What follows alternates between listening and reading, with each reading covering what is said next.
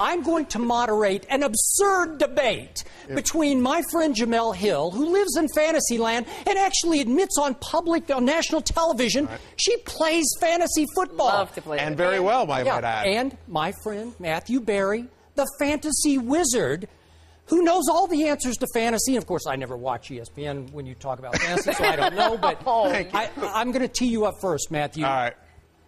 In your fantasy draft, which quarterback are you taking first, Brady or Brees? Well, listen, I don't think you can go wrong with either guy, but if I get that choice, I'm going with Drew Brees, because you're basically taking it at the end of the first round, high second, and when you do that, I like to go safe, because that's what you need to do early in your draft, safe. And there's no quarterback in the NFL that has thrown for over 4,400 yards and at least 26 touchdowns for 3 straight years. No quarterback except for Drew Brees. That's what he's done each of the 3 years. He's been with New Orleans. He's been money in the bank, and that's what I like. You know what? In 40 of 48 games, Skip, that he's played, he's thrown for at least 200 yards. Okay, so help me out here. Yards count in fantasy? I don't know anything about it. Well, I don't know. Count, touchdown. It's not just touchdown passes? Yes, yards count and also attempts. Right. Look, I yield to your knowledge, definitely, but I'm going to go with Brady. Even though every time he drops back, my heart is pretty much going to explode, because I'm hoping that we don't have a repeat of last year, obviously.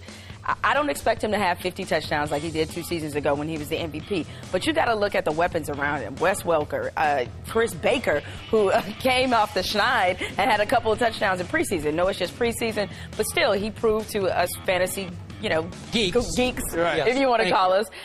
He proved that he's going to be a reliable weapon. And let's not forget Randy Moss. And whenever that guy is on the field, you know that you got a winner. You can't go wrong either way. Brees, I think, is the safer pick. Brady's got the most upside because, I don't think Brees could throw 50. Right. And Brady's always got the potential that Belichick gets angry and decides to roll over everyone. Okay, the way you Matt, love that. Yeah. So you're telling me you would take Drew Brees, yeah, who had all these great passing numbers last year, and New Orleans went 8-8. And the year before, he put up even more sensational yardage numbers and attempt numbers, and they went 7-9. And this year, I don't think Drew Brees' New Orleans Saints will even make the playoffs. This is what I don't care about that, right? Okay, this is what I can't stand about fantasy football. Winning is irrelevant. Am I right? No. Winning is completely relevant, Skip, just not in the way that you think it is. Here's the thing, right? You get to root for the Saints. I get to root for Matthew's Magic or Jemele's That's not the rules. That's not how the troops this year. Wait, listen, when Johnny Damon plays for the Red Sox and they love him in Boston, the next year he plays in New York and they hate him in Boston, how's that any different? We're rooting for a group of players. You group them one way, fantasy guys group them another. You don't care about the outcome of the game. No, that's not true, because, Skip, I'm a big 49ers fan, and let me tell you, I still care about what they do. I'm not rooting. If I have Frank Gore on my team, I'm not rooting against him, okay? Right. It's just something that actually brings you closer to What if you have a fantasy player on a team that's playing against the 49ers?